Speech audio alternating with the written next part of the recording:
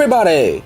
How are you today? And welcome to the latest edition of Drew Mania Live. So great to have you with us on this beautiful one Monday, the 20th day of May, the year 2019. And of course, this is yours truly, Andrew L. Perry.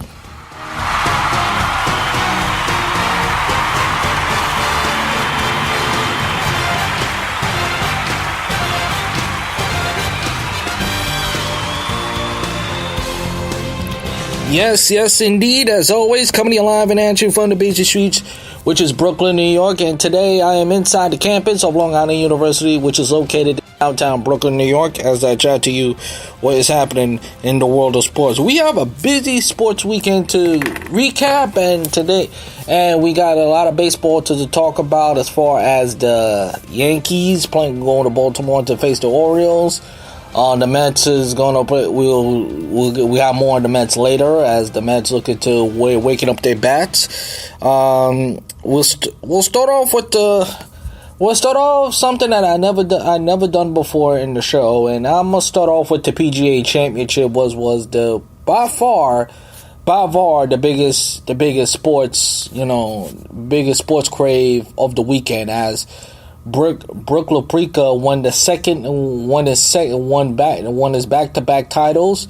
He is the fifth player to win the wire-to-wire championship since that, and he joined a company of Tiger Woods, Jack Nicklaus. List goes on and on and on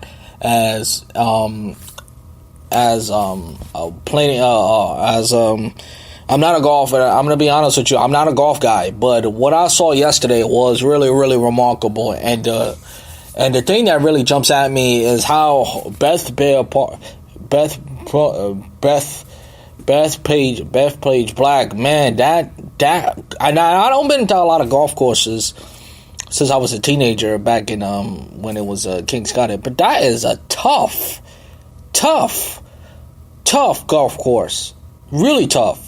And if you watch the game, it was getting like later, like around 5 or 6, around 6-ish, like around 6:11 or something like that.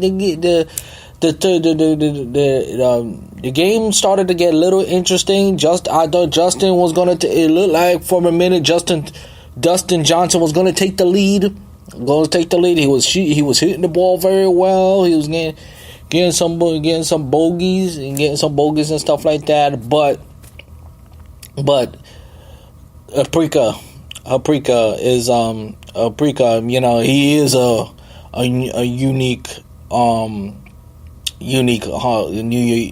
unique golfer, I should say. Unique golfer. What I saw, I saw some hits that it looked like no matter how many hits he dropped the ball, he was hitting the ball, and Brooks was hitting the ball very, very hard. Let's make that clear. He was hitting the ball. He was driving the ball very, very hard, and it went from for a moment when that one went inside the fairway. The fairway. I'm gonna be honest. I thought it went inside a tree. It really did, and it was one of those that I was thinking to myself, "Wow, he's gonna lose the lead," because Dustin is creeping up on him, and it was down the stretch. It looked like Dustin, but in the end, with 6 bogeys, if it wasn't for that 6 bogey, Koepka would have won. That's all there is to it, and in the result, he did a. For the most part, he kept his cool. I think to me that's the main thing. He kept his cool, even though the fans was hollering, and then the securities were trying to say move back. He kept his poise. He didn't get rattled. He stayed calm. Cool, collected. To me, he looked like. And that's what a championship player does. That's when you're in the zone, At that moment, I didn't think he wasn't in the zone. It was really frustrating. And anybody who hit that, who who played in that course in that full weekend. That course is not easy. It's not easy. The crowd was into it. The noise was. It was. You feel like, honestly, I felt like I was at the U.S. Open tennis. To be honest, for a second, I thought the crowd really played a little bit involved in it, but that wind was gusting. It really was. It was like, it reminded me of a field goal. It reminded me of a kicker in the NFL trying to make a 50-yard field goal and trying to keep it between the goalposts, which is not easy. And that's basically what I saw. That's basically what I saw in Koepka. But again, he kept his cool. He didn't get rattled, and he went down he went the distance. And in the end, he is still the PGA champion. And I don't know about you folks, but you saw it's not as memorable as the Masters, but it was good as it gets. I believe, And again, I'm not a golfer. I'm not usually a golf guy or a golf watcher, but I would like to learn the game of golf. But Brooks was really, really, really sensational. So is Dustin. Give Dustin credit. I thought Dustin for a second he was going to take the lead. I'm not going to lie to you. I really thought, because the lead was cut to 1, 2, it went down to 5, 4, 3, and then it went down to one shot in an hour. And remember, Brooks was having a big lead going to that final round, and Brooks was this close to losing that lead, this close. Little inch, in the words of Lee Corso, little closer than the expert thinks. But it was really remarkable. It really was, But what can you say? He well deserved it, And that trophy is very, very heavy. The first time I saw that trophy in person, I saw that trophy on TV, and that trophy is massive. Really massive, really, really heavy.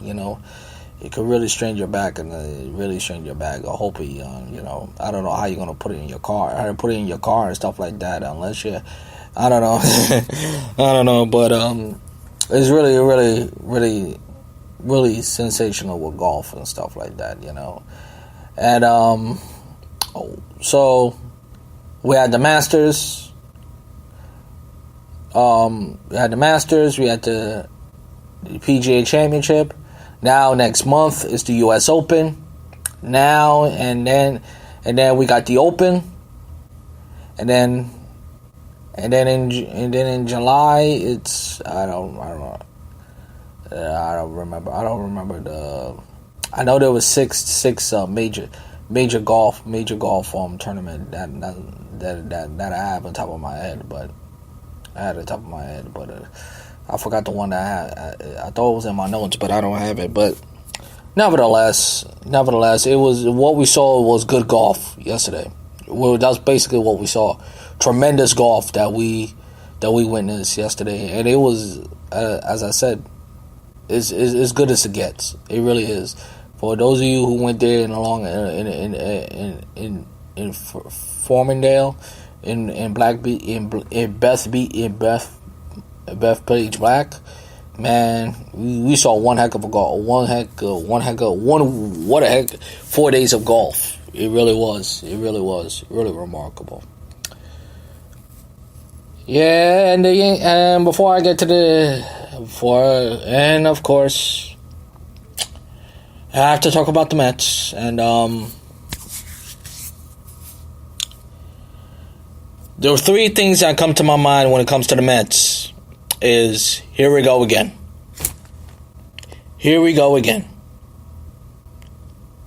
Not only you got shut out by the Florida, Miami, whatever you want to call them, the Marlins. Not only that your bats went cold.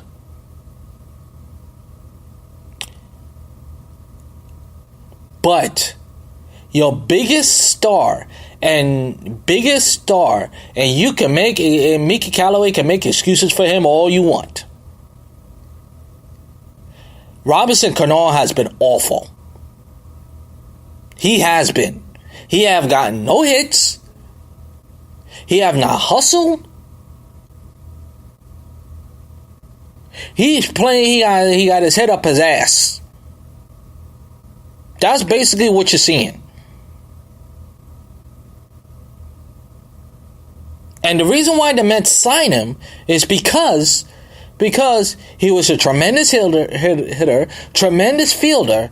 Brody made all this move to make this team better, and for some doggone reason, this team is back where they were last year.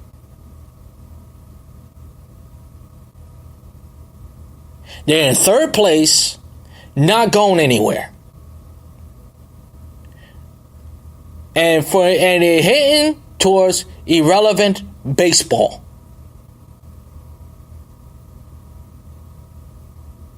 And the Mets been playing like irrelevant baseball since the 2016 season. So I say this to say that. With that said, I'm sick of Mickey Callaway. Not as a person, but I'm sick of him trying to say, "Oh, we play hard. We see some energy. We saw some effort, but we don't see wins." Really? No shit, Sherlock. You don't see no wins because the team is not. There's no effort in this team. And there's no energy. Energy? What team are you watching? Seriously. There's no energy.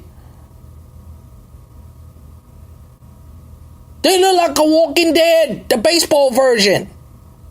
Come on now. And they have gotten no hits.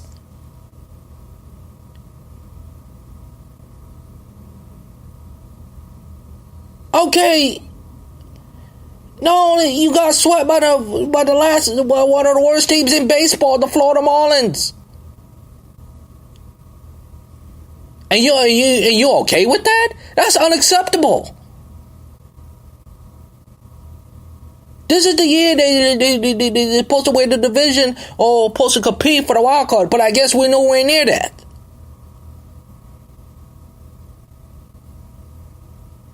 And if you guys say, "Oh, we gotta wait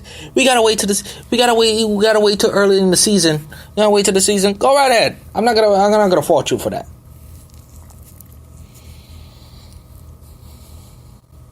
But this was the year that things gonna get better. This is the year that this team was gonna perform better. This was the year that you gave DeGrom all this money.